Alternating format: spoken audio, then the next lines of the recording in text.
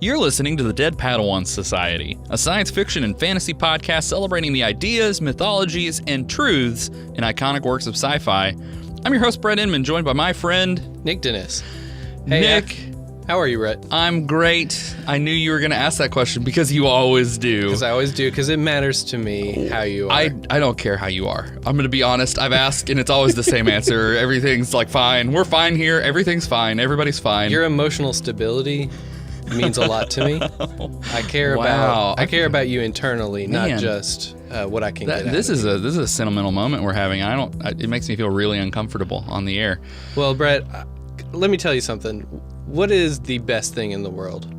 The best thing in the world Yeah. is coming to a saving faith in Jesus Christ.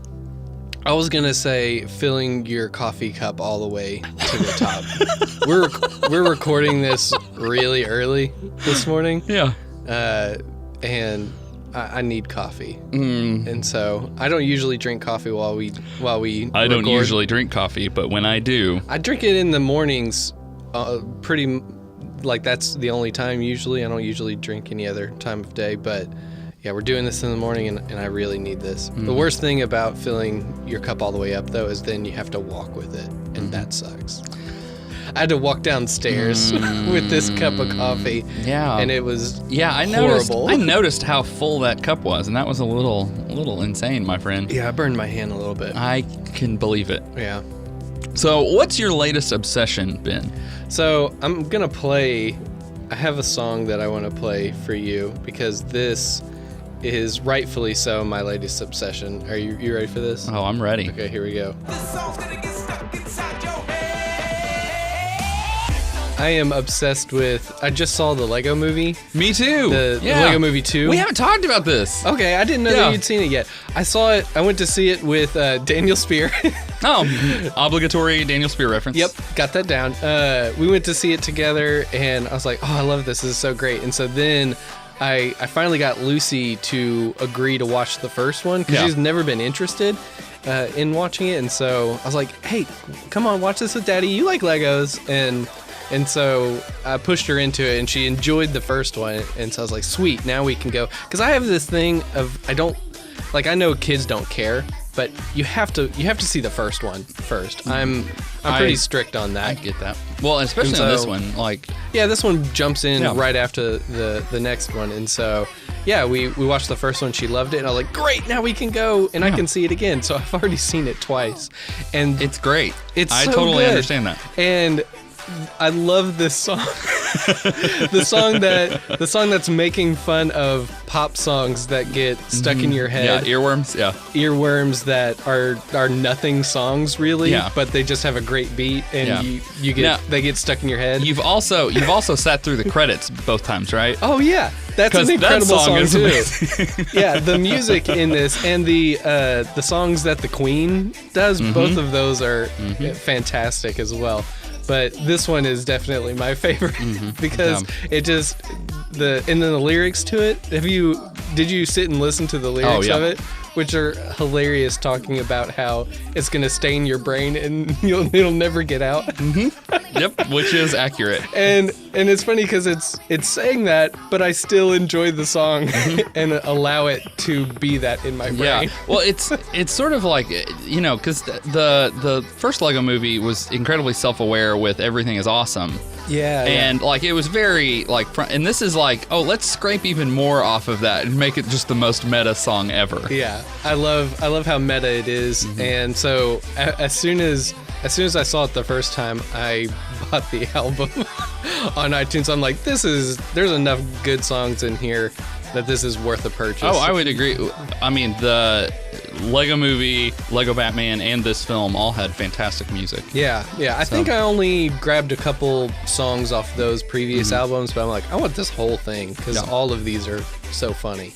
And I've been listening. That's been my obsession lately, is I've been listening to this in the car because kids' music, can get super annoying.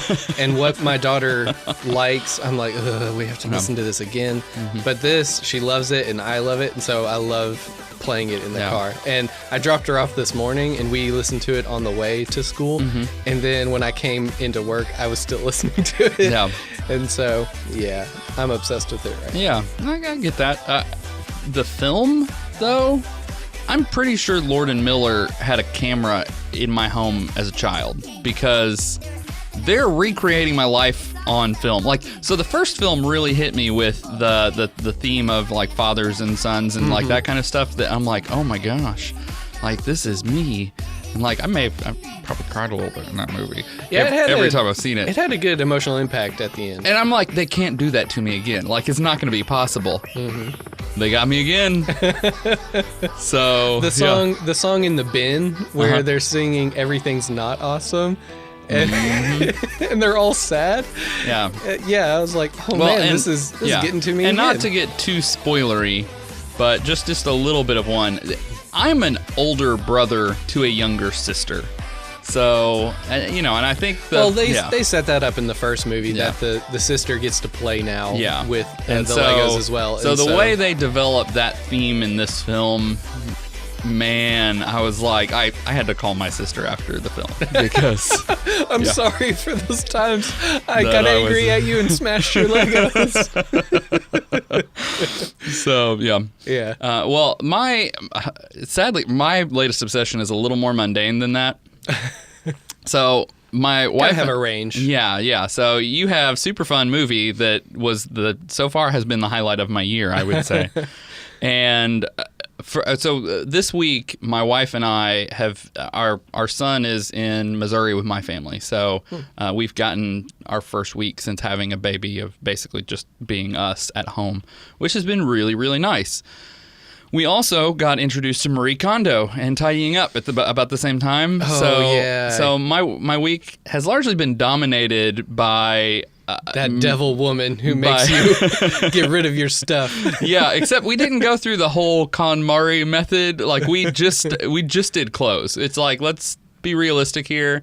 And our closet was super, super crowded. And you know, like I've gotten progressively fatter over the course of being like married in an adult life, you know, like as we do, as one does. And so anyway, so, you know, it was super due to happen. Like I needed to go through and do that. So it was very good. But yeah, you're actually looking at the only outfit that I own now because clothes do not spark any joy for me. So I've been forced to throw everything away. You're like, I love my Legos. Yep, you can't take my Legos. Exactly. Take my clothes. Take my clothes. I don't need them. I'll look like a Lego from now on, just having one outfit. So So I definitely think that the sparking joy as the core criteria for whether you keep or get rid of something is maybe a little flawed. Like I think it probably works really well for people who have a lot of emotional investment in whatever thing. Their stuff. Yeah, if it's clothes or whatever, like I could see that working. But for me, so much of my clothing is utilitarian. There were a lot of things that now I sort of did as I got into the process, and we did pile all of our clothes up. To go through them, which I think she says, you know, like she has that in her method because it will shock you how much you have and you'll want to get rid of things. And it kind of worked. Like that actually was like when you see this mountain of like, oh my gosh, and then you start going through it and you're like, I don't need that. Like, why do I have 3 of the same shirt? Like this is insane. See, I feel like if I did that, if we piled everything into piles, then I would just be depressed that now I have to do something with that pile, and then those piles would just sit there because it's like, this isn't even laundry that I had to do. And that was part of the benefit of doing it with Mary Catherine, like the two of us both having a little bit of time and kind of doing it at the same time, because I think she got to that point. Like I think she would have been like had gotten to a point where she's like, I'm just done. And because we were both kind of in it, like anytime one of us was about to tap out, the other one was like, nope, we got to keep going. So, but anyway, I actually found myself doing sort of an inverse Marie Kondo, where it wasn't so much that I was getting rid of or keeping things that sparked joy. I was getting rid of things that like sparked ire. I was like, I hate that I can't fit these pants anymore. They make me so angry. Goodwill pile. These pants don't stretch. You're gone. You're gone. Get out of my life. So anyway, but yeah, so I now have a tidier closet. I've always wanted to color coordinate my closet, go from like through the spectrum. Yeah, I did that once. And this gave me the impetus to do that. And I'm like, I love this. This is wonderful.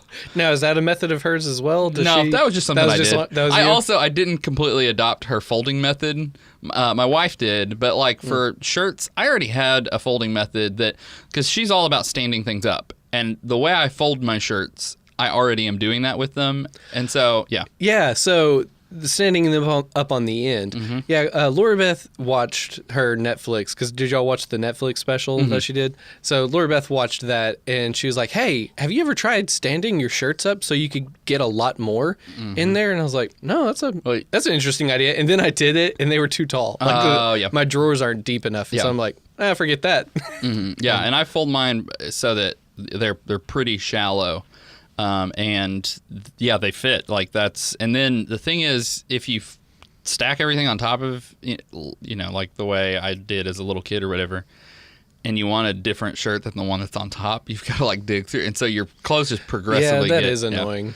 Yeah, because then when you pull it out, it messes up the other ones. So now I can basically get to anything in my drawers, just by picking it up. And again, the shirts were already that way. Now I did fold my pants and some other things differently so that now I can see them all in the drawer. I'm liking that a lot. I feel like this conversation is saving our listeners time. You don't need to watch the Netflix special now. You've got it.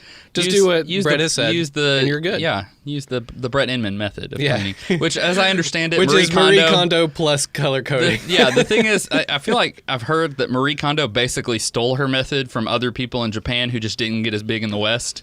So I'm just stealing her method and giving it to nerds. That's, this is... There you go. Yeah. Let's just erase her name and mark through it right over the top of it. So today we're going to be looking at Snowpiercer. Yeah, the movie we've kicked down the line a little bit. That was a horrible transition. I apologize for that, Nick. I'm just I'm done talking about this. Let's move on. That's fine. Hard stop. Let's go. Hard stop. Let's go. It's time to... We're way too far into this episode. We need to get rolling. Well, and we've pushed this particular episode down the road for some other stuff, and so we need to actually talk about this movie now. Yeah, our 6 listeners were really irritated that they didn't get Snowpiercer when we promised it. I mean, I hope they enjoyed our conversation about Glass. I liked that pause personally, but it was our listeners. I was itching. We were both itching to talk about it, so I'm glad that we did. But yeah, now I'm itching to talk about this particular movie because there's... you need to go to a dermatologist. I do. Oh, because I'm itching. Yeah, because you're itching. I've got that chronal itch. I gotta sniff some of that stuff and then make it explode. Yeah, so we are talking about Snowpiercer today. I'm going to just briefly talk a little bit about it, and then we'll do a spoiler warning. If you haven't seen it, watch it. It's great. I completely agree. Yeah, this was the first time you had seen it. I had never seen it before. I've seen it a few times over the years and really enjoy this film. It's directed by Bong Joon-ho, and it came out in 2013. It was only in 8 theaters for 2 weeks. And so it didn't get a wide release in cinemas, but then it went on to demand. Only had $2 million at the box office. So, again, it's one of those sci-fi movies that didn't get a lot of traction when it came out. People didn't hear about it, but it's one of those sci-fi movies that's really good. And that happens, we've said that before, it happens a lot, that a lot of the good stuff goes under the radar and then builds up over time, that once people start seeing it, they're like, this is an incredible film. And so that's where we are today. So just a brief synopsis of it before we jump in. Snowpiercer is about a failed global warming experiment that has killed off most of life on Earth. The only survivors live on board the Snowpiercer, a train that travels around the globe via a perpetual motion engine. Rattle, rattle, rumble, rumble. There you go. When cryptic messages incite the tail-end passengers to revolt, the train thrusts full throttle toward disaster. Now, before we move on, just again a spoiler warning. If you haven't seen it, pause the episode, go watch it. I don't know if it's on demand anywhere. I couldn't find it. I had to buy it. Yeah, it's worth buying, though. It's definitely worth a purchase, but if you can find it online, great. But it's a masterful movie, in my opinion. I really enjoy it. So take a watch and then come back, and here we go. So, Brett, the reason I really wanted to talk about this movie... It's because you love trains. You had train sets as a child. I had trains. I've got them now. I got the Hogwarts Express that goes around my tree at Christmas. No, I would love that. That would be awesome. I do like model train sets, but they're so expensive. They're like crazy expensive. See, I haven't even those. Looked into it. Yeah, they are. If you get into that, it's again like Legos. If you're gonna go full in, you're gonna dump a ton of money. Downtown into it. Nashville. Or actually, I guess it's more like Midtown Nashville, has a railroad museum. It's a little hole-in-the-wall place. Really? They have some of the coolest model trains there. Okay, so, I'll have to check that out. If you ever get a chance. Have you ever been to Phillips Toy Mart? I have not. They have a whole section where you can buy the kits and models and stuff like that. But they also have a railroad set up to where you can watch them go. So I'm just with a little town. Nick, and I'm really everything. tempted just to spend the rest of the episode seeing if I can derail you from the conversation because I was like model trains. Into talking about model trains. Oh, let's talk about model trains. I like model trains. Like a dog, I'd be like squirrel. So what's your real reason for wanting to talk about this? Of course, I wanted to talk about this movie just because it's a great sci-fi film, but recently this movie has gotten a bit more traction online because of a particular fan theory that has dropped. I think it's been out a month or so now. A YouTuber called Rhino Stew proposed that Snowpiercer is actually a sequel to the classic children's film, Willy Wonka and the Chocolate Factory. Bum, bum, bum. So, Willy Wonka and the Chocolate Factory, most people, I would say in America, have seen that at one time or another. Beloved children's classic, wholesome family film, fun songs. Snowpiercer, dystopian, very gritty, bloody action movie? Action film that with no songs is... no, there is... Is there a song? The teacher does her song. The teacher does a song. Or her psychotic song. He's proposing that these two films are connected, that they are in universe together, and that Snowpiercer is a sequel. And so his video has blown up, and a lot of people have been watching it and talking about it. Before we had even planned to do this, that YouTube video showed, because I watch a lot of video essayists, and that one has cropped up before, and I was like, oh, that's a thing. And I'm familiar with Willy Wonka and the Chocolate Factory, of course, and I think I've even seen Charlie and the Chocolate Factory like once. And yeah, I too have seen that. It's not as good. I've bumped into Roald Dahl's like book as well. So I've never read the actual book. Yeah, he actually. So I taught for 4 years, and we even did a play that was an adaptation from that book. The play may actually have been written by Dahl as well. Okay. But yeah, so yeah, it definitely has gotten a lot of that theory has gotten pretty good traction as online theories go. Yeah. As far as film theories, a lot of times when someone's like, this movie and this movie are connected, and I look at it within like 30 seconds, I'm like, this is dumb. This theory breaks down immediately, doesn't make any sense. You're stretching. Whereas this one, I got into it. I saw the thumbnail for it, and I'm like, wow, another dumb connection of how on earth are these, how it could possibly be connected. And then I started watching it, and it dawned on me that this could be possible. And so he's put out a video. There's been other videos since then, and people writing about it. And now we're just feeding into that. And feed the machine. Well, feed the machine, just like the Snowpiercer. It's got to keep rolling now. It's a freight train flying down a mountain. And so there's his video that I want to talk about today, and another video. YouTuber Nomadic Kong has made a follow-up video with more posed connections as to this universe, things that possibly connect and make this an even more viable theory. And so I've put down a list of things. And before I get there, I'm just for the gist of this idea.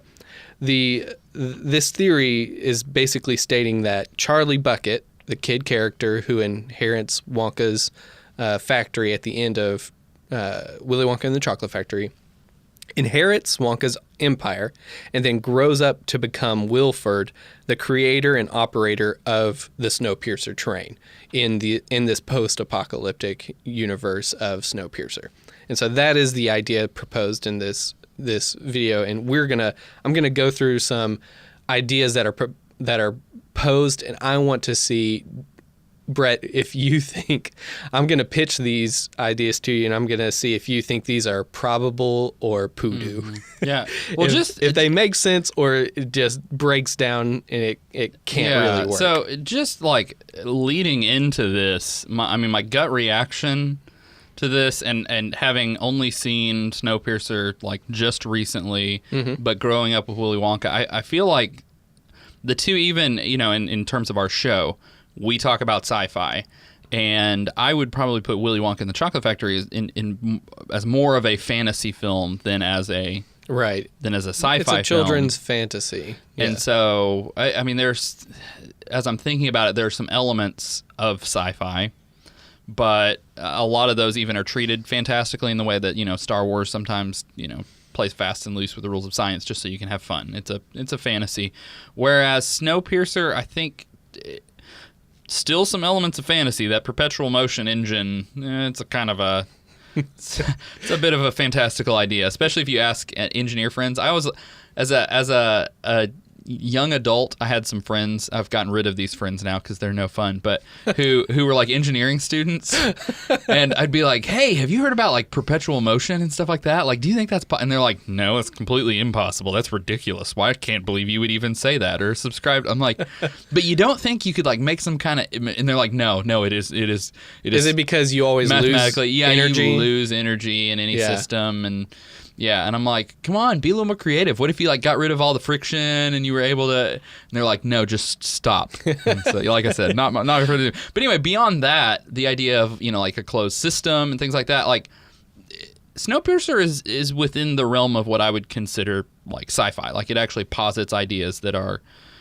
interesting, and even the way that it deals with, especially the film deals with the idea of like global warming, climate change. Those types of issues. Right. Well, and a lot of times when sci-fi does far reaches, that can be the most fun ideas, is like, this is very out there, but you can play with that and have a lot of fun, even though it may not, it may break down by our current thinking. So I say all that to just say, going into this, I'm a little skeptical, again, even just on the basis of what our show is about. That it feels like we've got a work of fantasy and a work of sci-fi, and I'll be interested to see if those two things actually... Can they actually will it blend? Work? Yeah. Was that... who was that? Who did Will It Blend? Was that David Letterman? Yeah, I think so, yeah. Will it blend? Or will it float? Yeah. Will it stick? He did a lot of this. So will they blend together? Yeah. Well, that's what we are going to find out. So I've broken this down by a few different aspects. First, I'm going to throw in some in-universe sequel possibilities. Yeah. Here are some facts that are posed by these videos that would make the in-universe connections that they're trying to make it work. Then we're going to get into is it an elemental sequel? Are there different elements that are carried over through these movies that connect them? And then are there themes that are present in both movies that would connect them? And so I feel like those later ones, it could still work as a spiritual sequel, whereas this first bunch is more like, is this a hard sequel? And so just jumping into it, so Charlie Bucket inherits Wonka's empire, grows up to be Wilford, and then makes the train for the apocalypse. And so just going point by point with some of the things that Rhino Stew and Nomadic Kong are putting forward. So the first thing that is put forward is Wonka specializes in two things: state-of-the-art food production and experimental transportation. Wilford does the same. Okay. Does that Does that work for you? Do you feel how does Wilford seems like he's strayed from food production? Like he seems like he's just interested in. I mean, I guess there's the whole closed system thing that he's developed. But well, if you see like the protein bars, like that's a manufacturing food for the tail end. You've got the racks of like poultry. You've got the fish aquarium. You've got the like I don't know if it's like hydroponic green room that they walk through. And so there's several rooms along the train route that are dedicated to food production. Yeah. But again, I feel like a lot of that was more about engineering a closed system, which that still is something that Wonka did. I guess that's part of it. Like, to me, I don't know that you can boil down what Wonka was doing to just those two things. Well, see, and that's another thing posed in the videos is that Wonka's factory was also closed. You see, there's that character that says no one ever goes in, no one ever comes out, and so you get the idea that it's self-sufficient. Like his factory runs on itself, and they don't take anything in. Which, when you think about that, it's like, well, they're making chocolate, so are they growing beans there as well? And do they have cows as well? Like, where is all the... I always just presumed that like those are byproducts of the Oompa Loompas, you know, like they poop cocoa and well, in the book, you know, like they're adding like powder to the chocolate river, right? So maybe that's just like Oompa Loompa dandruff, you know, underneath all that green hair. That's really why they're there. That's in the book, Wonka, even though I haven't read it, I know this just from research and looking at it, that Wonka actually pays them in cocoa beans because they're obsessed with there you chocolate. Go. So that's why it's a perfect pairing that he makes chocolate and he pays them. Their digestive system could very easily be processing that into a refined form of chocolate. That's really what the chocolate river is. Oh, Augustus, don't fall in that. I guess for me, like, you could say both of these men are definitely engineers. Like there's definitely an engineering aspect. Now, I think the areas of specialization, you gotta squint at it to say that they overlap. But that, and then the interest in, like, you know, biological closed systems and things like that, like that. I think that. Well, there's some connection. Now, again, I guess they're two different men because it's right. They are two Wonka different characters. And Charlie, so they're and grown-up Charlie. What about transportation? Love of experimental transportation. Yeah, I mean, I watched that. One of the things that stood out to me, because I did just rewatch Willy Wonka for this as well. Whenever they get on the Wonka mobile, I found it really interesting that he actually talks about, you know, Grandpa Joe's all like, "What are you putting in this thing?" And you know, Willy Wonka's like, "Oh, you know, ginger beer, butter beer, you know, whatever, butterscotch ripple, whatever, all the things." And he's like, you know, you'd be surprised what kind of power you can get out of that. And so that's one of the things that, to me, you know, his interest in like an alternative fuel source was. And then I even noted, you know, like the Wonkatania, the boat, is powered by Oompa Loompas. That was kind of something that I hadn't really thought of until because then in watching it in Snowpiercer, reverse, you've got kids who are operating the engine as well. So I always just kind of saw some of those things. Again, as a kid, like, you don't think that that's something he's trying to develop actively. It's just like, you know, he just has funny, weird, you know, modes of transportation. You've got a chocolate river. How are you going to get across or go through the, you know, you have a boat that, like, you know, it didn't seem to me like he was like, I need a chocolate river so I can develop a boat. You have to walk down a hallway. What do you need? A car that spits bubbles. Yes, exactly. That's the funny, one of the funny things is like that. Why did they get on that thing? They're literally going down a hallway. It took them longer to write it than it would have taken them to walk. But as Wonka states in the film, why would we walk if God invented roller skates? You know, like, if God had intended us to walk, why did he create those? Completely logical, Wonka. So Wonka's another item posed is Wonka's philosophy is decadence and imagination, right? Wonka doesn't underdo anything. No, that's true. His factory is extreme, and it's very imaginative. Which is pointed out a lot in the movie, yeah. Oh, yeah, absolutely. So, and then Rhino Stew is Until saying they that, started running out of the budget towards the end of the film, and then it gets progressively less decadent. Have you ever noticed that about Willy Wonka and the Chocolate Factory? I haven't. I mean, they had a tight budget for it. Like, evidently it was... So it ends with the white room, Mike TV? Yeah, it gets progressively, which obviously is just shot in like a cyclorama. Like they had a studio with a cyclorama and, super minimalist. But even, like you go in and you're like... bowled over with the first room that they come to with the river and all of everything's edible, and you progressively go through like slummier and slummier looking rooms. Yeah, because then the next is the candy factory room, and it's a little like thrown together, and you just kind of as you go, it gets more and more stripped. You can tell. Let's front load our budget, which the film was. I mean, to get off on a complete sidetrack here, the film was actually funded by a cereal company. I think they were wanting to develop a line of chocolate bars, and so they partnered with this film so they could release a Wonka bar. Ironically, their Wonka bar did not make it, and the film has been this like ongoing, lasting thing. But that's funny. But there was at one point Nestle had the rights to make Wonka candy because there were Wonka bars and gobstoppers. Yeah, I think those are still around. I think so as well. So yeah, it was interesting to note that like the budget for that film was as low as it was, and so it does progressively get less and less decadent. But you're right, and yeah, I mean both of those characters do. Yeah, and then going to the train where you start in the tail section, it just looks like a normal rickety train, but as you go along, you see.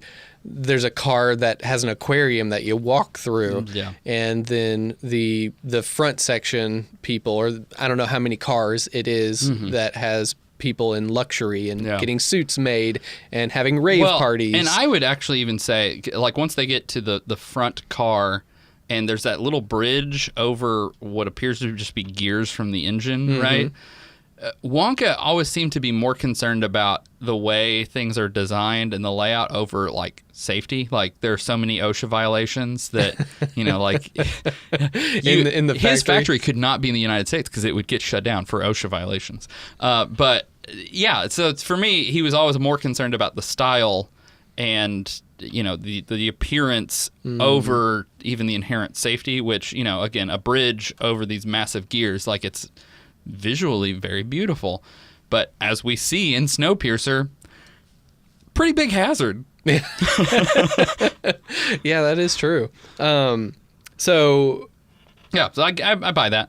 Yeah, I could see that working out, and especially again, these are two different men, but the legacy could possibly be handed down. Yeah. May change a little bit, but very similar. So Charlie, in the video, Rhino Stew is saying that Charlie has changed his name to Wilford Wonka. And so that's why, Wilford is not Charlie Bucket anymore. He's Wilford Wonka, and that's where, and everything on the train has a W on it, very much like Wonka had W over all of his factory, and so they're both branding guys. I mean, what do you think of that? The branding thing fits, but his train. Why would Charlie? I mean, I could see him going to maintain the brand Willy Wonka, changing his name to Willy, but like Wilford. Well, when I was thinking about it, what if Willy Wonka's real name was Wilford? Yeah, but we don't have that. That's Wonka. Not presented. Well, you're right. That's not presented. But I was thinking about it. I was like, usually somebody's not named Willie. I mean, more likely William.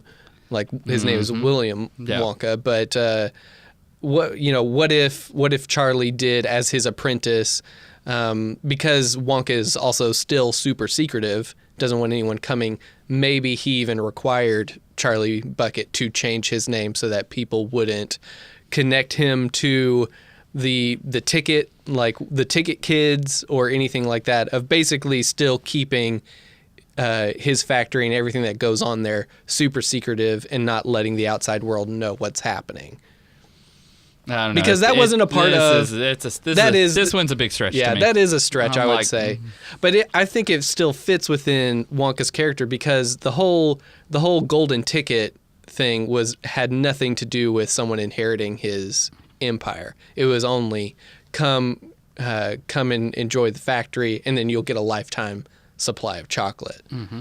That was what it was pitched as. Yeah. And so there's still secrecy in what he's doing. And so I could possibly see that being where a name change would happen. There could be an element of, again, Dread Pirate Roberts' approach to an ongoing legacy. You know, like, oh, let's just continue.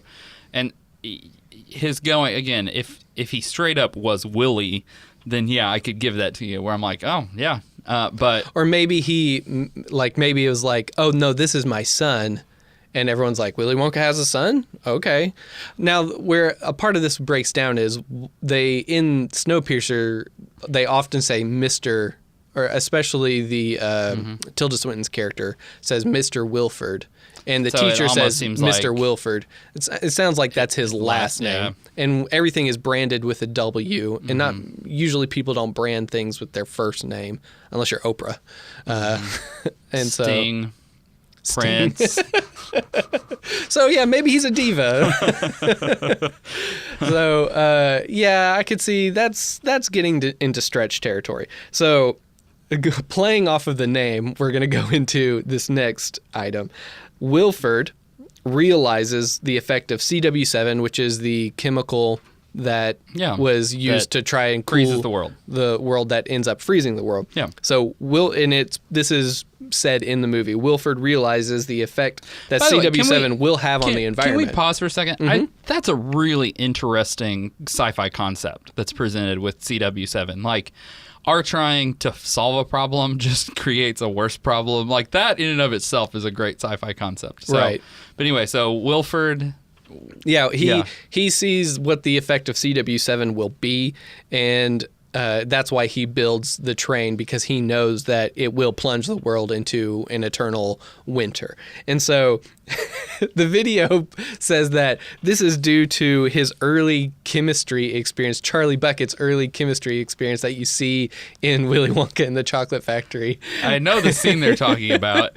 When his teacher is like... His teacher calls him up. And to pour the chemicals. I want to say berates him a little bit as that's happening, and then they pour chemicals. Yeah. Yeah. And now the Nomadic Kong, his video poses that, what are they doing in that scene? They're using... It's a wart remover. They're using chemicals that are used to remove warts. And how do you remove warts? You freeze them. Oh, yeah. And so he poses that Wilford may have even been the creator of CW7. That's an interesting idea. That the reason he knew it was going to fail is because he developed it, and at some point maybe governments of the world took control of it out of his hands, but he realized this is not going to work. And so I have a problem with and works of sci-fi I feel like are bad about this, actually, where like you have all these people who are like extreme polymaths, like they're experts in all of these in all of science. Yeah, in all of science. I'm a science expert, therefore it's like, no, most areas of science, once you start getting into it, you specialize. Specific.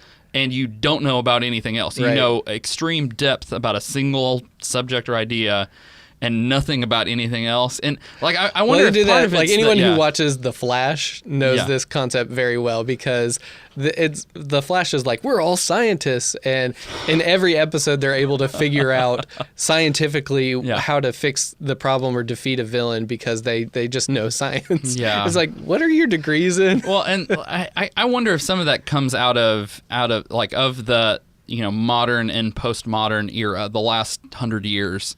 Basically, we have had some industrialists who have been able to build empires of divergent things. You've got Edison, you've got GE. You more recently with Elon Musk, and he gives off this appearance that, oh look, I'm space and cars, and the thing is, like, he's rich and he pays a lot of people to do those things. It's like he is not personally an expert. Yeah.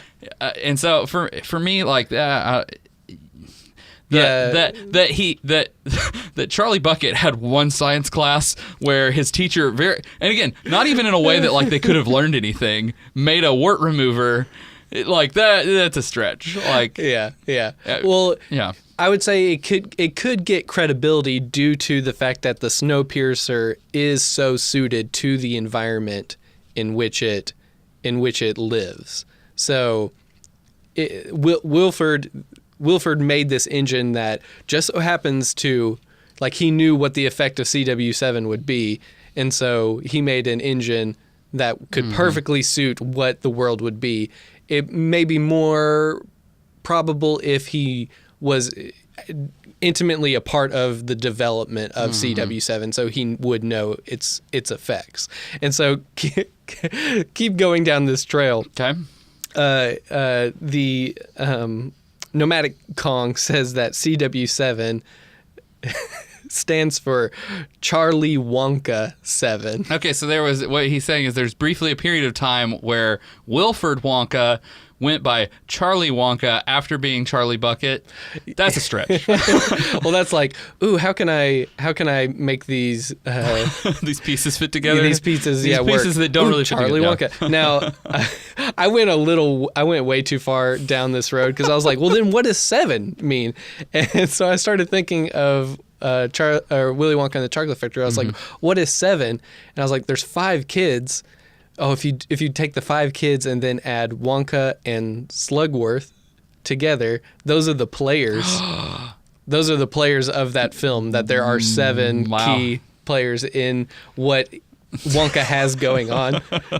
We're getting really sweaty here. Yeah, Or it could be that 7 is for the 7 rooms that the kids in Willy Wonka and the Chocolate Factory go through. You've got the contract room, the candy forest, Gobstopper room, fizzy lifting drinks room, the Golden Goose room, Wonka Vision, and then finally the office, which is all of the different stages. Yeah, I mean, I guess you could, Wonka trying to get Charlie to the end he wants him to be at. you could write it off as like that. Some of the other places they pass through are just like hallways and things. But, see, that's what I was thinking. It was like the tunnel, the river tunnel. Yeah. That's just getting to the next room, and so the car down the hallway with all the bubbles is again just getting to the next room. So if you take those out, it's 7. There you go. 7 rooms. So CW7. So probable or poodoo? That is poodoo. I know. I was like, I'm going way past what anyone should think about for this. Okay, so Wonka doesn't mind using cruel means to eliminate people, and Wilford is the same way. That's total. And especially in rewatching it, and this has always stood out to me a little bit, but Gene Wilder, anytime the kids are about to do something that's going to be harmful, he's always like, "Oh no, don't!" Like his delivery is so like, I want to see what's going to happen to that. Like it's very clear that he has his horse. His horse is Charlie. He wants. I think he wants him to win. Oh, and I don't think that at all. I don't think really. I just like he's like, oh, you want to destroy yourself? Go ahead. Like I think he has a passive lack of care. Now, again, going into this theory where this actually is Charlie and not, Willy. Like Willy already displayed some of that, and so if Charlie now becomes the charge of Willy Wonka, like he probably will adopt some of those things. Charlie's also the most isolated kid in the world. Like all he stares in the candy store at the very beginning of the movie through the window like a creepy little like, I wish I could be with the other children. That's where I think that Willy Wonka, that is why he's his favorite horse in the race, that Charlie is, because he sees himself in him and he sees, I can mold you to be even more like me because he is a recluse. He hates the outside world, and I mean that is very true of Wilford in the engine, that he keeps himself locked away from the rest of the train. That's interesting. And had a disdain for the world itself and the mechanizations of it. And so he does not mind using cruel means to eliminate people. Wilford, the same. He kills percentages of people just to keep the balance that he wants. Wonka, so this idea is Wonka taught Charlie manipulation tactics, fear, anxiety, chaos to produce balance, which you see that, I think you see that in Wonka, in the Willy Wonka, because... From the minute he's introduced as a character. Like, so, again, watching the supplementals on the DVD that I have of Willy Wonka and the Chocolate Factory, Gene Wilder suggested the way we meet Wonka, that, you know, he like comes out on a cane and he's like limping and stuff. Like, that's a Wilder suggestion. And then that he gets to that certain point and he loses his cane and he's like, oh, where is it? And then he starts to fall and you're like, oh my gosh. And then he does a little somersault and he's like, ha. And the reason that Wilder suggested that, he was like, I will take this job, but this has to be my introduction. He was like, he was willing to turn down the role over just that one decision. And he said, from that point on, you will question everything Wonka does. And that's so smart. Yeah, and I mean, like, and again, throughout the film, at every point, you're like, what really is Wonka driving at? And you don't know what his purpose is until the very end of the movie. Like, so yeah, he's an expert manipulator, and yeah. I love that Gene Wilder came up with that. Yeah. That he was pretty much in a director chair right there. Oh, he was that in tune to the character too. Like, that's really awesome. I mean, a lot of times you think of him as just kind of a light, like, comedy actor, but like he definitely had some internal thought about creating the character, and it's probably why it's so lasting, is because there was that kind of mind and attention to it. So yeah. Wow. So yeah, totally manipulation. Yeah, they both social like to engineering. Yeah. Wonka uses or hides messages inside food to find his successor. Wilford does the same. Yep. That lines up. Yep. Wonka uses a spy in Slugworth / Mr. Wilkinson in order to find his successor. Wilford uses Gilliam. Named after Terry Gilliam. BT dubs. Really? Yeah. The name Gilliam is a little nod to Terry Gilliam. But that's really cool. Yeah, totally. And even those two actors, I've always felt like, in old John Hurt and whoever relatively unknown, I think he was even like a German actor who played Slugworth Wilkinson. Like, in the video, Rhino Stew says that this could very well be the same character, that Gilliam could be Slugworth, and because they have a passing resemblance. If you look at the timeline, that kind of breaks down a little bit of, could this be really the same person because of their ages? But, that wouldn't necessarily have to be true. They could be just using a different spy in the back, but following the same formula. Yeah. So...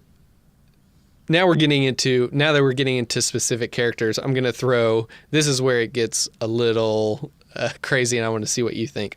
So Franco the Elder, which... That's the name of a character in Snowpiercer? Well, there's Franco the Younger and Franco the Elder. They're the two suited henchmen, and one of them dies earlier. And then Franco the Elder is the gunman on the train that is hunting down Curtis and his gang. And so Rhino Stew proposes that is actually Mike TV grown up. So this is part of a broader theory that the children are integrated into the train. Like, the children from Wonka are now part of... Yes, Wilford / Charlie brought those characters, those people back onto his train for this journey. I can see the gun connection. It makes me, with this one is interesting because there are some really marked differences between those characters as they're presented. Now, again, you have a kid and you have an older adult. And as a kid, he's super chatty and he's like a loudmouth to the point of being annoying. And this character, like Franco the Elder, is almost mute. Yeah. Yeah, those are very stark differences. If you assume this whole process that they go through in the factory teaches them, like, and because Wonka calls out TV on being so, like, I mean, a lot of times it's kind of like biting, a little sarcastic, where he's like, what a charming boy, or stuff like that, and it's like you got to wonder if maybe maybe the children actually, in this theory, the children actually learn from their experience in the Wonka factory, and maybe that curbs some of the ways it makes them different. Which that leads me into the next person that he poses, that Minister Mason, played great, just perfectly by Tilda Swinton, is actually Veruca Salt from... And the reason why that he gives is because she's got a fur coat, just like Veruca. She likes to loudly insult people all the time. And that he poses that she was traumatized from her experience with the chocolate factory and going down the chute for the bad egg. And Charlie actually saves her life. Or I don't know how that would go, but she is now very dedicated to Charlie / Wilford because of him saving her life from the chute and the incinerator. I like those two characters being the same. Like that, they're definitely cut from the same mold. So yeah. They are very stark, different in their characterization, but again, it's child versus adult and what experience. After having a pretty traumatic Yeah. I also really like when they go and they're in the classroom and who comes into the classroom but the character named Egghead, who is passing out eggs. He's passing out eggs, and everyone's taking the eggs.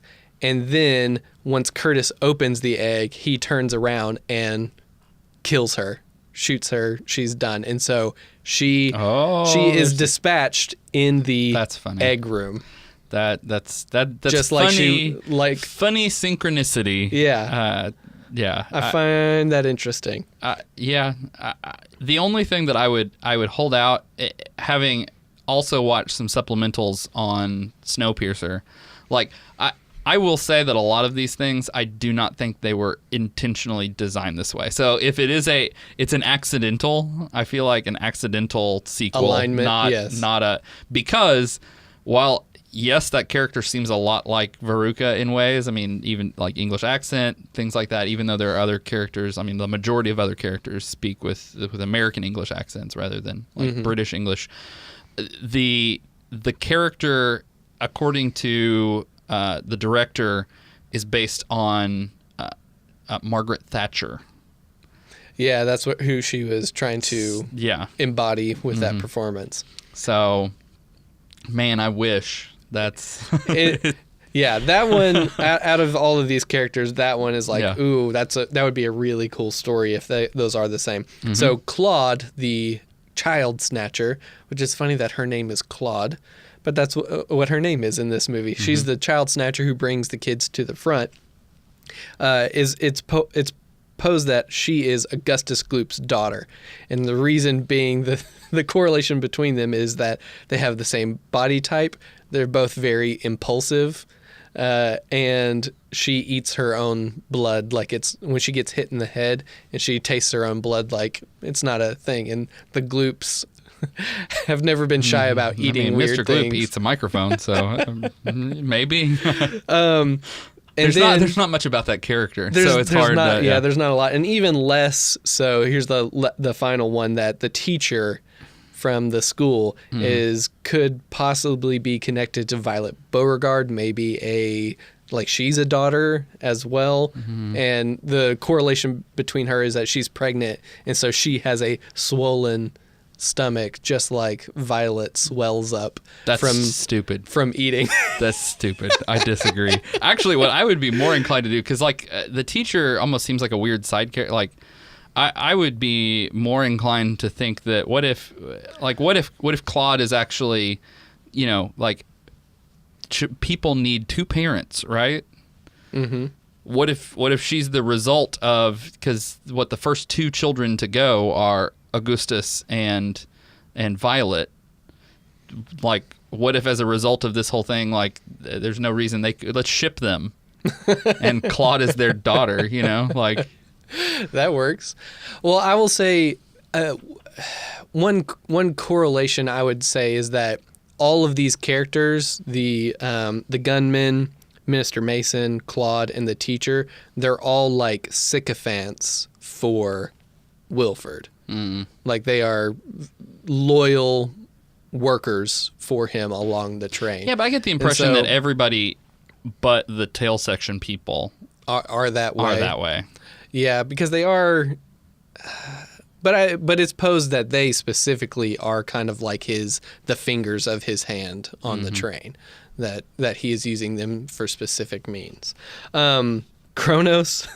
Here's another possible connection. Kronos, the drug, is actually a candy successor to exploding gum, the gum that Mike TV chews in the factory that blows up in his mouth. That's cute, but that's a bit of a stretch. Yeah. Again, I mean, it's even presented in the film like it's a byproduct of the engine, so it's not even meant to be consumed. Like the whole reason people are getting high from it is because it is not a product that you should be putting in your body. Right. And this is, lastly, on the in-universe connections, this is a really fun one that I like.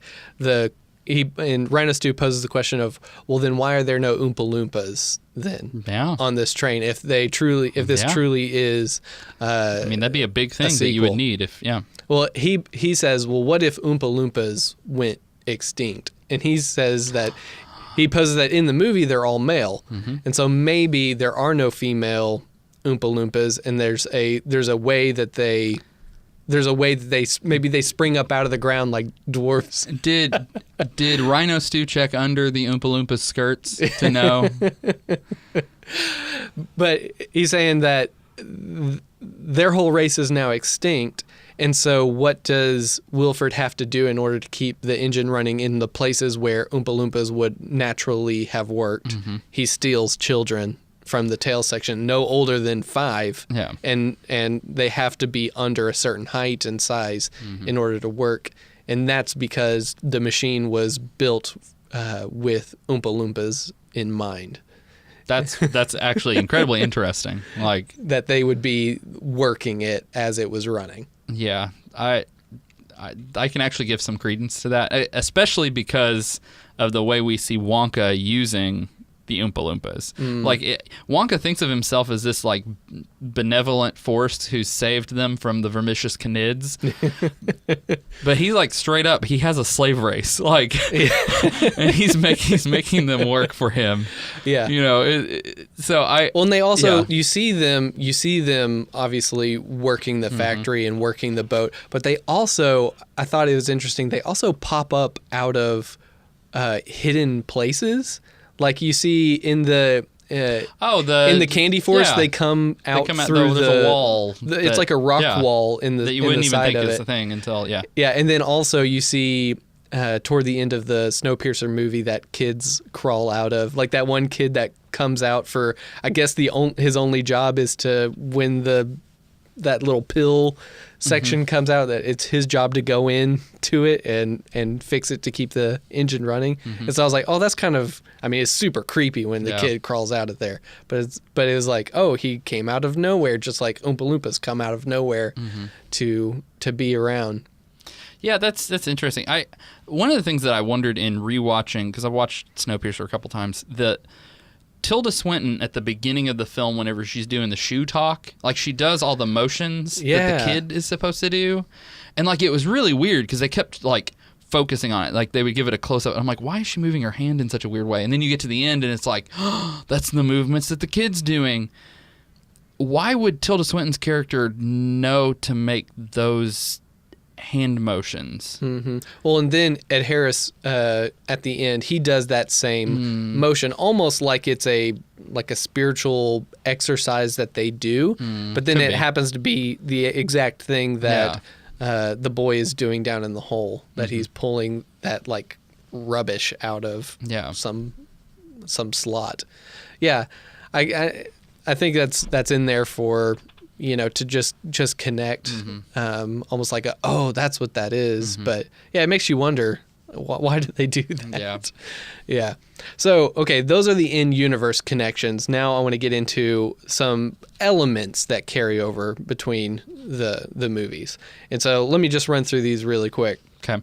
So these are things that align in both movies of actions that are happening. So number one, a group of people are working their way through rooms, through tasks, and getting picked off one by one until the final boy remains. Yeah. True for both movies? Definitely true for both movies. The end reveals that the entire task was a hidden test to find a successor. I don't think that was accurate of Snowpiercer. Okay, how so? I think he arrives there, and it's kind of like, oh, you would make a great successor because you got to me. But I don't think that was... I think the Curtis... As it's presented, I think the Curtis Rebellion was just another effort to thin the herd. But I think it was twofold because he was working with Gilliam, and he specifically said that he thought you would be the leader, the leader that the train needed. But he also, Wilford was of the impression that the Kurdish rebellion got further than he was intending. So to me, then maybe his method was a bit more severe than Wonka's. That he was like, if he can make it to the front, he will be my successor. But if he dies along the way, I'll find another option. Yeah. Okay, so both plots revolve around economic class structure, children, and food. Yeah. They're very intricate to both plots. Definitely. Okay. Curtis and Charlie both live in tight, poor spaces. They obsess over men behind locked gates and have very little to eat and confide in old father figures. Yep. Element that carries over. Characters are constantly eating new things along the journey. That's true. So Curtis's companions, they keep finding new foods, and every time they're shoving it in their mouths because they've had... There is a lot of eating in Snowpiercer. Yeah, there really is. That a lot of times when they get into a new room, they're finding new things to eat. Yeah. And they eat them. Huh. Yeah. Same as in Willy Wonka and the Chocolate Factory. Wonka and Wilford are insane recluses that both despise the world.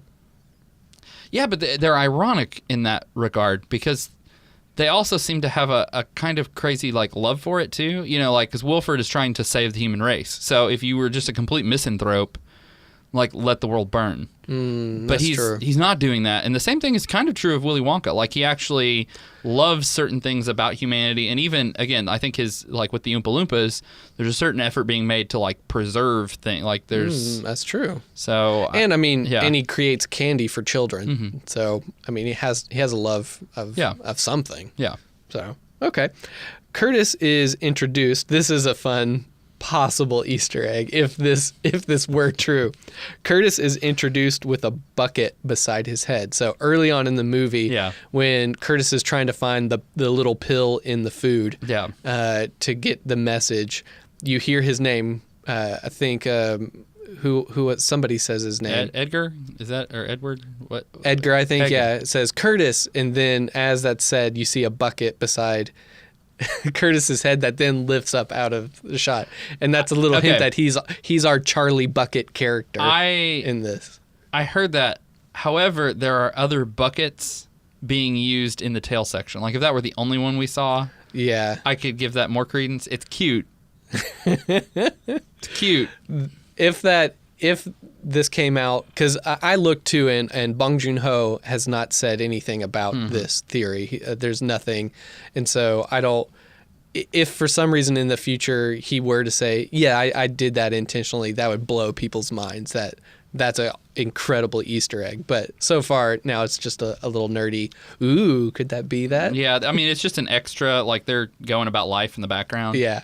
And again, there are other, they use buckets in, the lighting back there. There's another place where you see, a lighting fixture that's kind of built out of a bucket. Oh, okay. Like a lantern.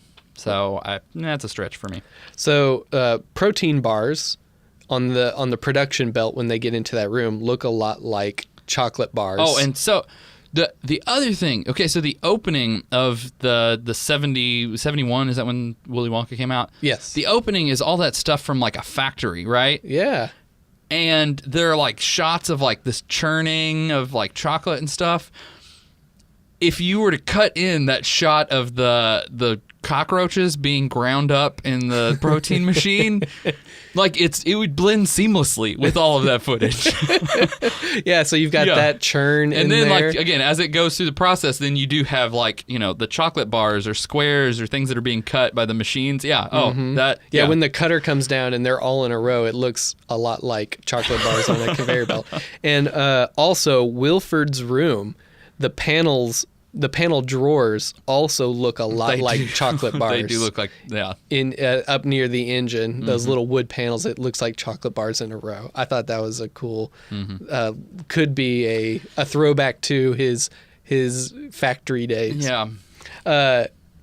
Now, this is posed in one of the videos, and I'm not so sure. I think this could be a stretch, but Nomadic Kong says that the music of pure imagination can be found in Snowpiercer. I've that the listened "come with through, me," like that dun dun dun, is in certain places in the movie. There's a reason you have to have a certain number of notes to even be able to sue someone over, you know, copyright infringement. There's not enough that's used. Like, it's interesting that there's a music, you know, but like 3 ascending notes. Yeah, it's like, 'cause then you immediately can find that in a lot of places. Exactly, probably. and immediately after that, the 2 pieces of music like completely diverge. Like they're nothing like each other. Right. Then it'd be like, the only way you would know that is if you went to the composer and be like, did Bong Joon-ho tell you that you need to have these 3 notes in your songs in different places? Yeah. If that were the case, then that would throw up red flags. But and they couldn't even say if they did, because then they would have to pay the composer for Willy Wonka and the Chocolate Factory to. Oh, if they came out and said that, they would have to. Because they stole it. Like, they would be admitting that they stole it. Oh, okay. So, yeah, moving on from that. Both movies have a dreaded dark tunnel of horrors. And there's even visual similarities in those sequences, that there are lines of light as they're going through it. And there's even a focus on an eyeball in both scenes. So in the Chocolate River Tunnel, there's all those like crazy imagery that's happening. And at one time you see a big eye. Same thing happens in the tunnel that the train goes through, that at one point it focuses on an eye. And That's it's interesting. And it's the most horrific scene of both movies. Let's be real. It's probably just like eye horror. Like, that's probably where that image is coming from. A long trope in cinema. So Veruca / Mason are dispatched in a room full of eggs. Okay. Correlates, like we talked before. The egghead character, who has the cart of eggs, is first shown as good because he's giving out eggs, and then when he gets to the back, he's seen as bad because he starts killing people with a machine gun. That's just stupid. So he's a good egg, then a bad egg. Good. I'm gonna say that's Poodoo. Mike TV / Franco the Elder is dispatched. Now he does come back, but like it seems like his end is in a very monochromatic room. That it's very yellow. Everything is yellow in that sauna room, and then Mike TV is in the all white TV room when he exits. That's a stretch. But of course Franco comes back. He does. And so that is a stretch. And I would even say like the minimalism of the TV room set is different than, you know. Like you're really having to stretch on that one. Wonka at the end of Charlie and the Chocolate Factory says, "Charlie, my boy," when he is going he's going to give him the factory. He says, "Charlie, my boy." Wilford, when Curtis gets through the door, says, "Curtis, dear boy." Both characters. If he had said "my boy," that would be more. That would be more. But the fact that it's at that same 2 points. That's interesting correlation. Okay. Wonka / Wilford introduces Charlie and Curtis to an elevator / engine while offering the job. Okay. I mean, this is starting to feel a little bit like Star Wars ring theory. But it is interesting that circles within circles. That Wonka waits until they're in the glass elevator to tell him that I want to give you the factory, and Wilford brings Curtis up into the engine to say, I want you to take over my post. I mean, those, I would say, as elements, those align very well. I think that's more of a dramatic structure that you probably would find in a lot of works where you work to a climax and you connect the ask to the physical object. Yeah, and you know that your climax is a set piece. Okay. Both movies end in an embrace or a hug. And so Wonka hugs Charlie and Curtis, and I forget the other character, hug the children at the end. Oh, they to rescue them. Except that after there's stuff after that. Yeah. Well, there's stuff after that in both films. That's not where it ends. No, it's straight up like rolls credits. Like the very last line in Willy Wonka and the Chocolate Factory is, "Do you know what happened to the man who got all the things he wanted? He lived happily ever after," and they hug. Like that straight up is the end of the movie. Oh, I guess that is true. Yeah. Yeah, and then it is roll credits. Yeah. But there is stuff after in the polar bear. Snowpiercer. Yeah. So that actually gets me to that quote that Wonka says, "Don't forget what happened to the man who suddenly got everything he always wanted. He lived happily ever after." This quote is also true for Curtis, because the thing he's always wanted was to sacrifice his arm and be good enough to be a leader that he doesn't think he should be. And so what happened to the person who suddenly got everything that they wanted? Curtis's arm is off, lives happily ever after. Curtis lives very shortly, but he does experience like fulfillment, and then he embraces the kids to save them. And so happy, you could argue, but he is fulfilled and gets a catharsis out of finally reaching, because reaching the front of the train wasn't his like core want, and he realizes at the end that it was all fake. Anyway, see, this is just an element of good storytelling. Both of these stories have a strong element where they develop, and a lot of like screenwriting is built around like, what does a character want? What do they need? Mm-hmm. And wants versus needs, and coming to find that.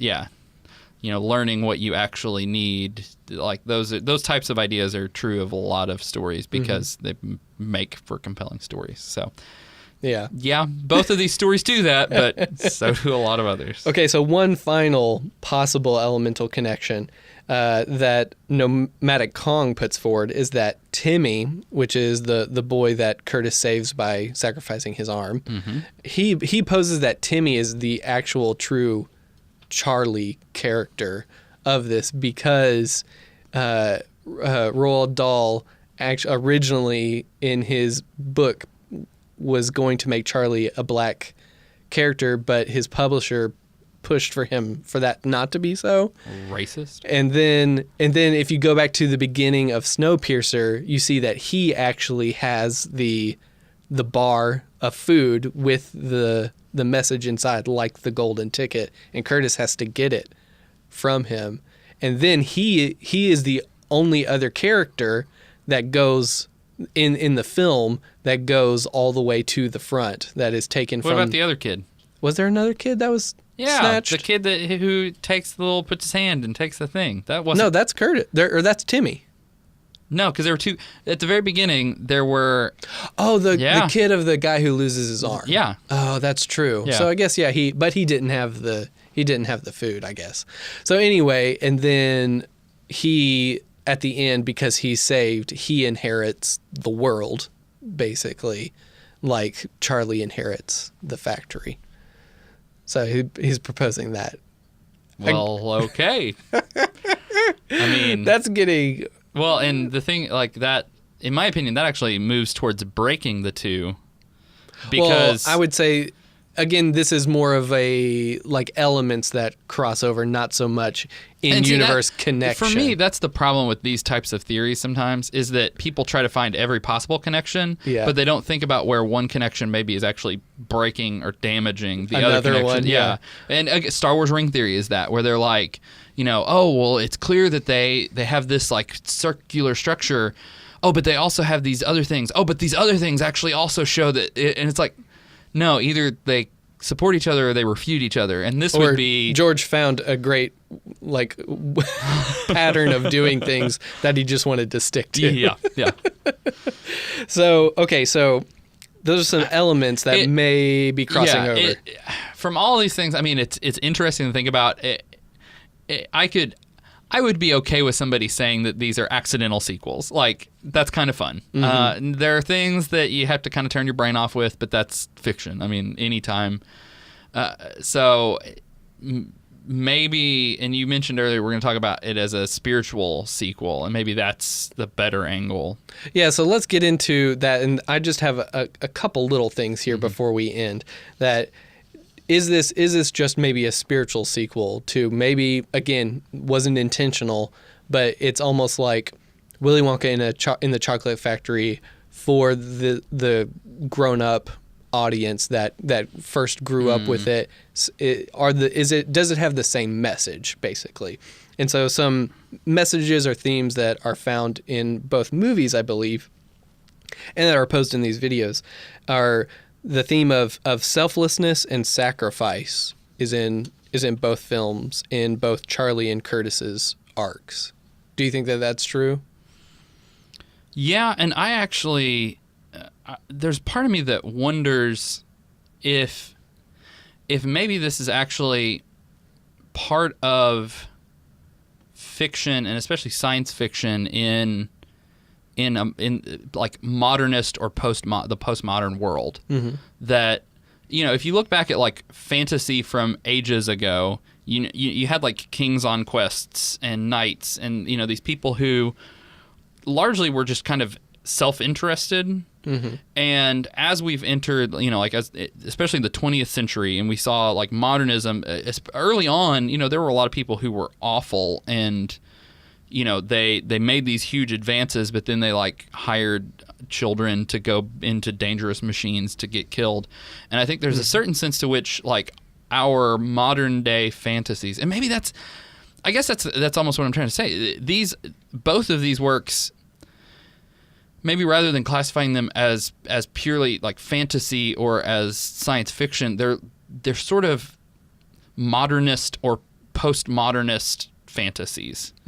Morality tales, but set within a real world rather than a fantasy past. Well, and that even the internal philosophy and the ideas reflect the modern age in ways that those other, older fantasies reflect the morality and philosophy of their ages. And so with especially the idea of selflessness, like we're going to, we have these people who are able to rise above their station and do all these amazing things and have all these amazing machines.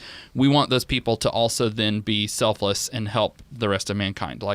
And I think maybe that's a core message that you see in a lot of science fiction, that if this amazing technology that we develop is placed in the wrong hands, it can be very, very destructive. I mean, that even goes to like Frankenstein has sort of that theme. The prototype work of science fiction deals somewhat with, who this power is given to, and that if great power is given to someone, then we want them to be a person who are selfless and who will lay that down at the feet of helping mankind. It's humanism. I mean, there is a lot of humanism connected to science fiction. And I think it's also there's also the very other end of the spectrum of, if you have a lot, you have to be responsible with that. But then you have the character of Curtis who has nothing, and it's dog eat dog in the back of the train. And he starts off with killing a mother to take its baby, and then people cutting off their own arms to save the child who grows up to be Edgar, and he can't do it. He can't sacrifice like that.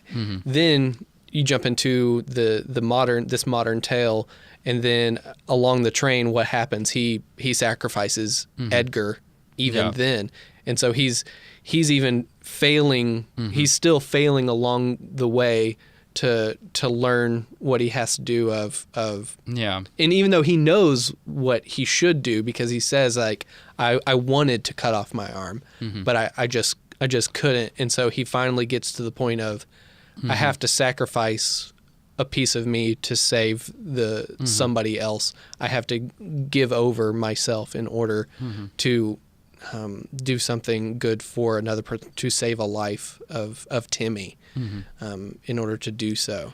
And that's even like he has no means, and so he, like, this is horrible to say about somebody who has nothing, but selfishly still wouldn't give of himself like the other people were giving who also had nothing, because he couldn't bear to lose his arm, even though that's what he wanted to do.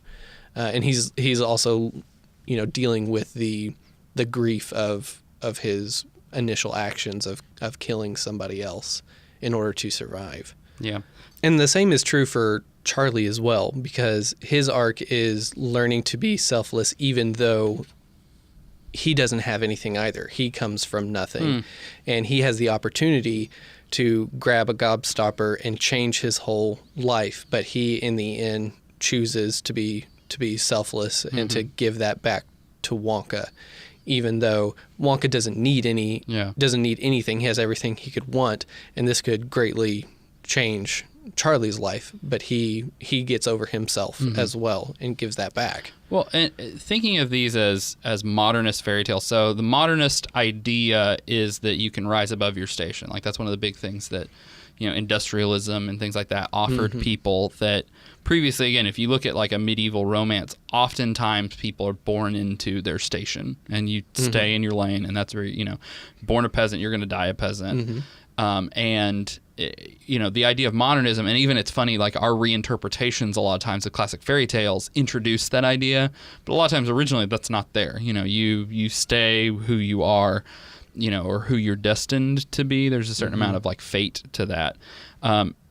But for these to be modern fairy tales, it's like, okay, you can rise above your station, but you have to, like, in doing that, you do need to maintain that sort of self-sacrificial nature, the good of the collective. Collectivism and humanism kind of become like, it is possible for anybody to achieve anything, but once you get there, we want you to have, and even like I think a lot of times we demonize people who get to those positions but don't, don't have that sort of collectivist idea. The 1%, who keep it all for themselves and aren't helping everybody else.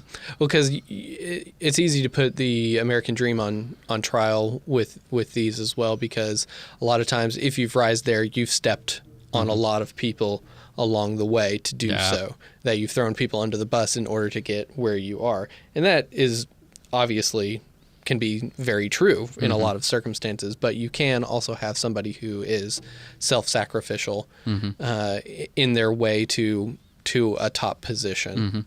So another theme posed in both of these is the idea of choice, free will, and fate. I think it's more heavily in Snowpiercer than in Wonka, but you've recently watched Wonka. And see, that actually was something that I was wondering about, and the opening scene of the film with the Candyman singing the Candyman. Oh yeah, you were born to be a Wonkerer. Exactly. Well, yeah. Do you, dear boy, do you ask a fish how it swims? No. Or a bird how it flies? No, of course not. They do it because they were born to do it. Yeah.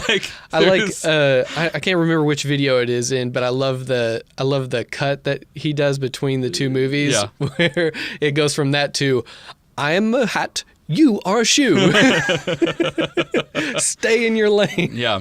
And I mean, you definitely get that, even because the first portion of the movie, there's such a dichotomy in power structures. And you've got you've got these examples of, Mr. Salt, who has all of these like poor women, slaving away in his shelling factory, but they're shelling chocolate bars instead of, like, so there are definitely like these power structures and dichotomies, and it's like, oh, there's a certain amount of, the people who are poor are going to stay poor forever. The buckets, you get no notion that they're ever going to rise out of their abject poverty, and right, and the rich just get richer on the back of the poorer people. Yeah, and you see that in, his grandparents can't even get out of his bed. You can tell his mom has kind of resigned herself to, this will be my work forever, but she wants more. She wants more for Charlie, but it doesn't seem like she has much hope of that ever being true. His grandfather is kind of the dreamer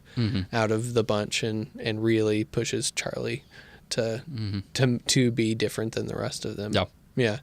And then the idea of fate, that you have it posed at the end, that Wilford says, this is your fate, Curtis, to be my successor. And you kind of get that, I would say you get that feeling with Wonka as well, that he is putting all of his hopes in Charlie for the future.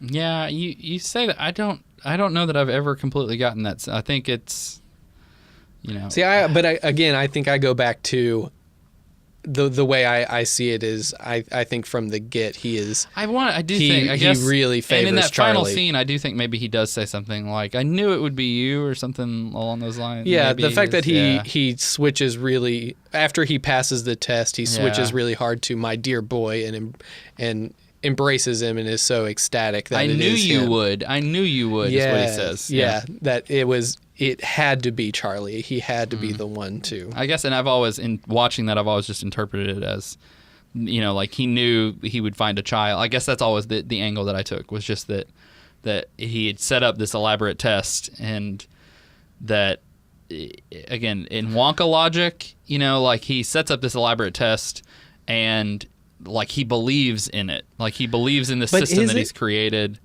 But I don't think, I would pose that it is not random, because when the kids get their ticket, who is right there? Wilkinson is always right there. Wilkinson is right there. So are these tickets random, or has he chosen specific bad kids and Charlie?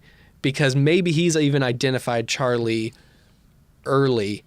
And, of course, I don't know how the book is, so I'm talking specifically the film. Yeah. The film. Well, I feel like we're not even addressing the Tim Burton film either. Like, this feels like it's a yeah, specifically really the 1971.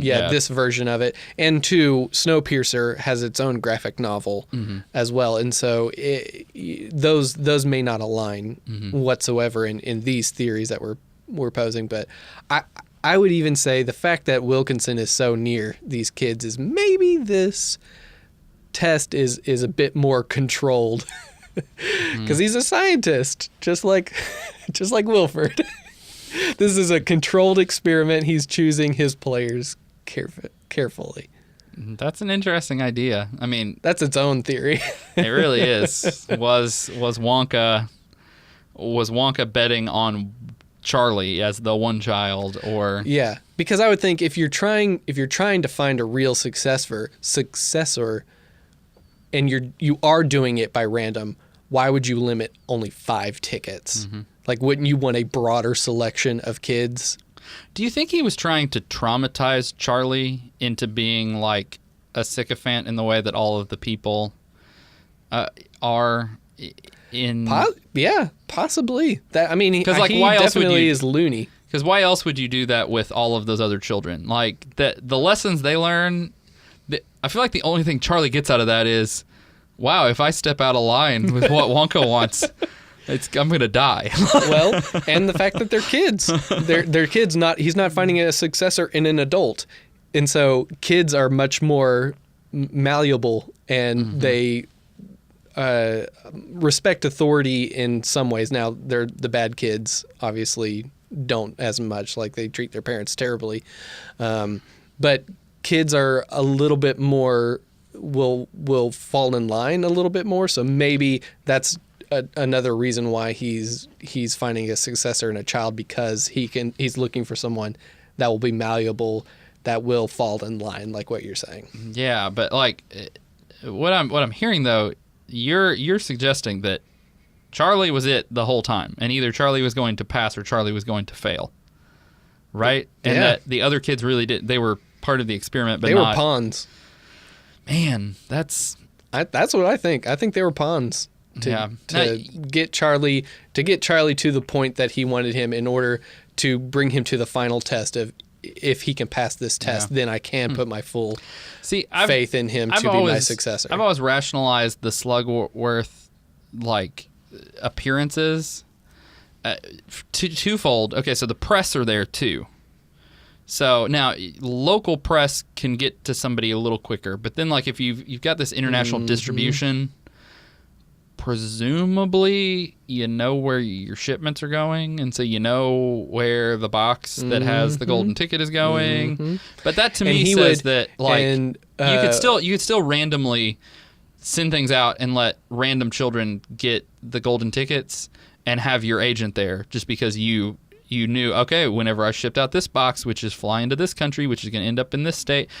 So Wonka could have intentionally positioned him there without it being I'm handpicking. Yeah.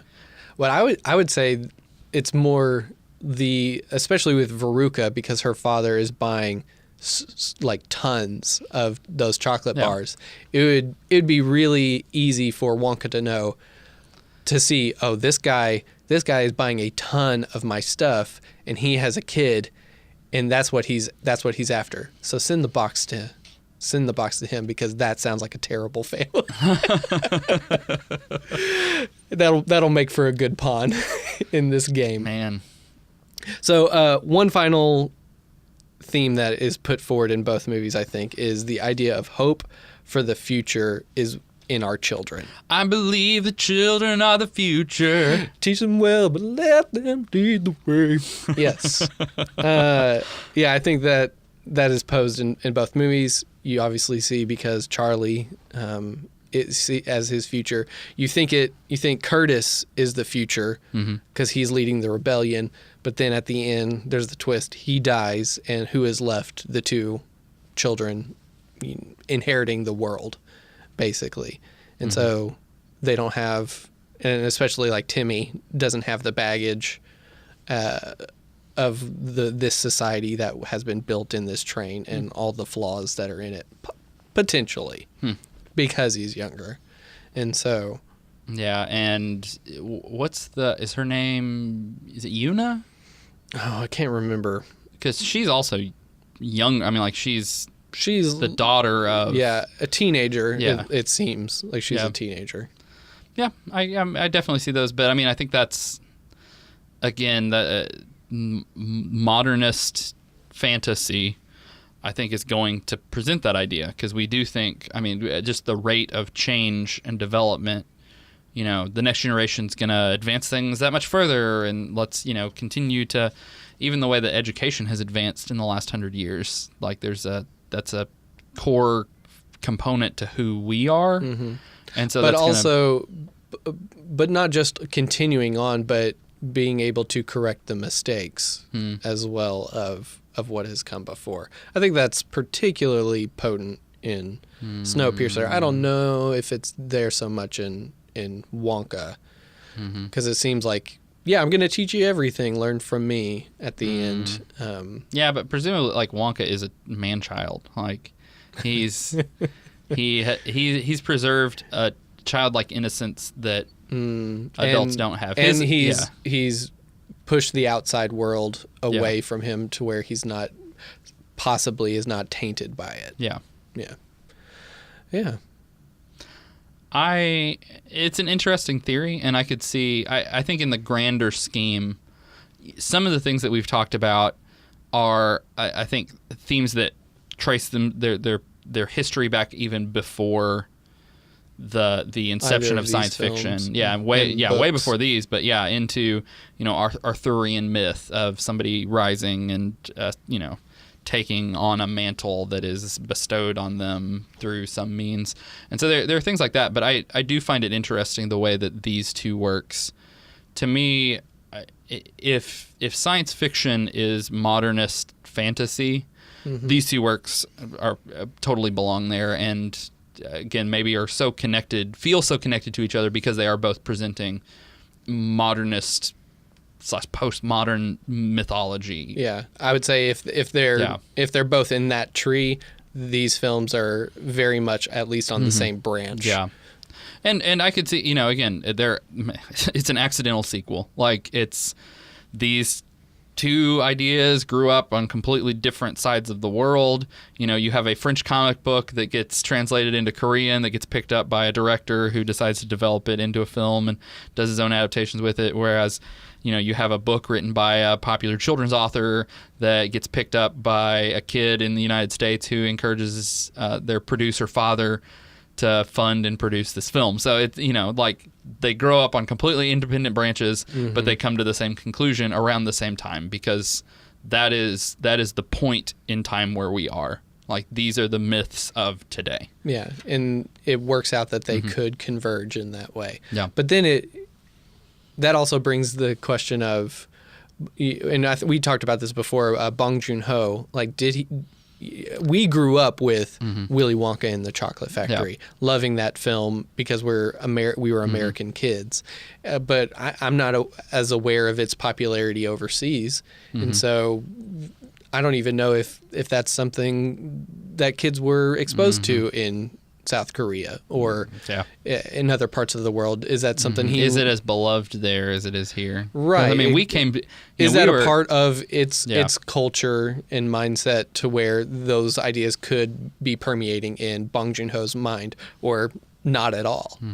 That would also be an interesting question to pose to him. On the next episode, we're going to have Bong Joon-ho on to... I really...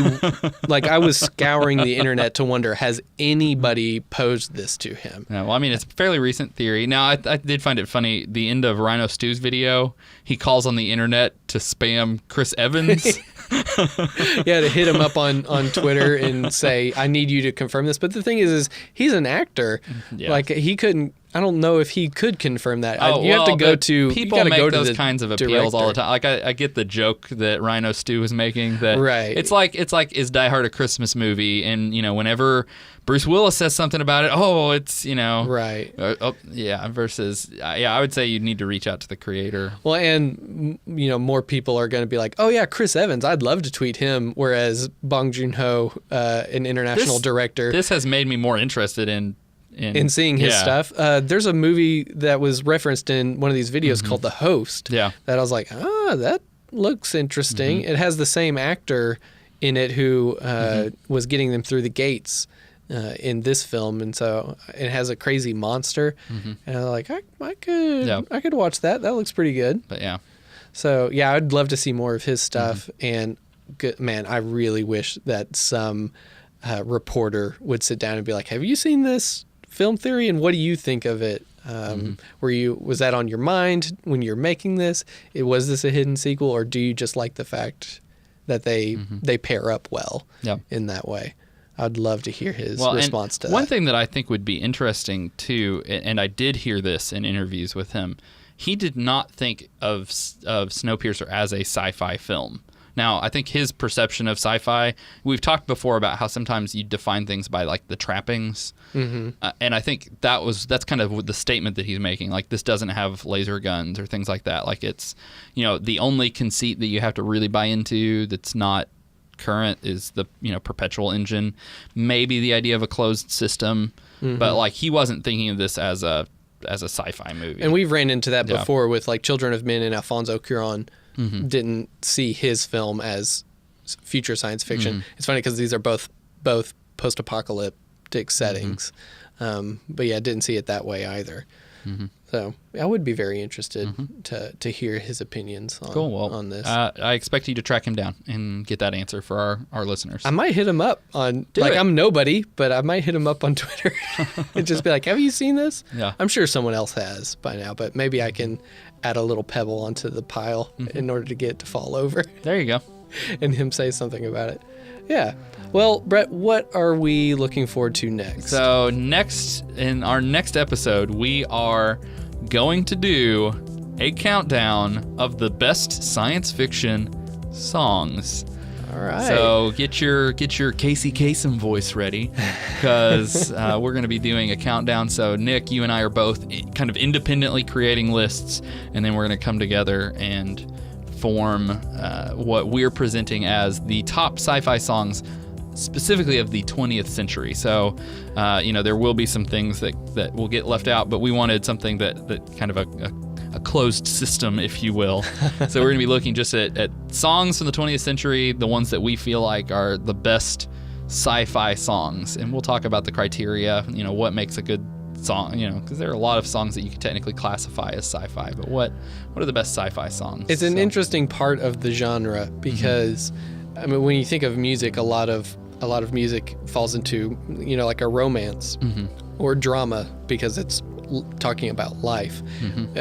There's some, and I guess maybe country is a Western.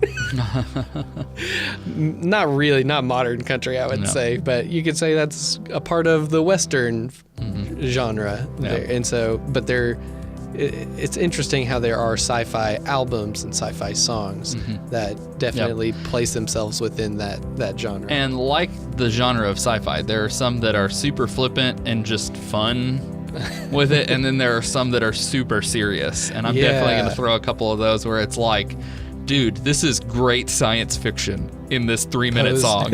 Posed in a 3-minute song. So yeah, I mean, in its way, it's kind of a lyrical version of a sci-fi short film.